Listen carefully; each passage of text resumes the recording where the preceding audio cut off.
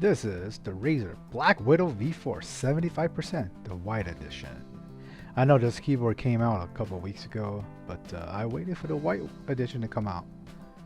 And let's unbox this. One reason I've been looking forward to getting this keyboard is because finally a big gaming company such as Razer made a fully hot-swappable custom keyboard. Very exciting. Right out of the box, I am greeted with the keyboard itself. I'll be completely honest, at first, it does not feel very premium. But maybe because I am used to much heavier keyboard, like the Keychron and the QK. I don't know. Next up, we have the instruction manual. Oh, and don't forget the Razer stickers. Very important. Let's see what's underneath here. The cable. The wrist rest, which I'm actually pretty excited about. And what's in this little box? Let's take a look. Look at this. A Razer brand keycap switch puller. Very nice.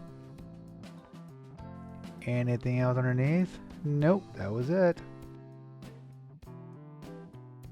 On the back of the box, swap out, swap in, game on.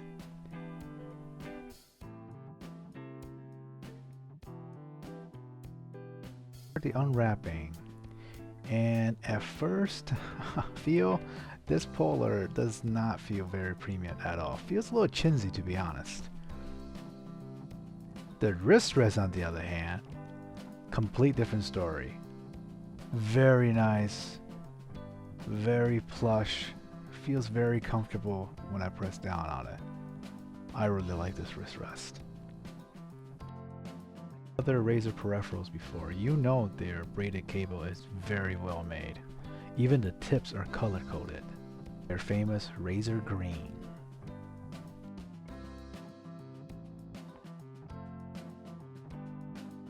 And last but not least, the keyboard itself. I must say, I'm not so sure how I feel about this keyboard being at $200. This is just my first impression of the keyboard. Please subscribe and hit that notification bell so when I finish my full review video, you will get notified.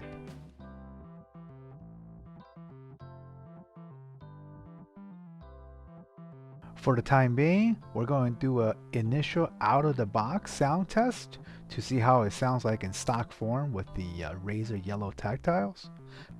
By the way, good looking keyboard with that matching wrist rest.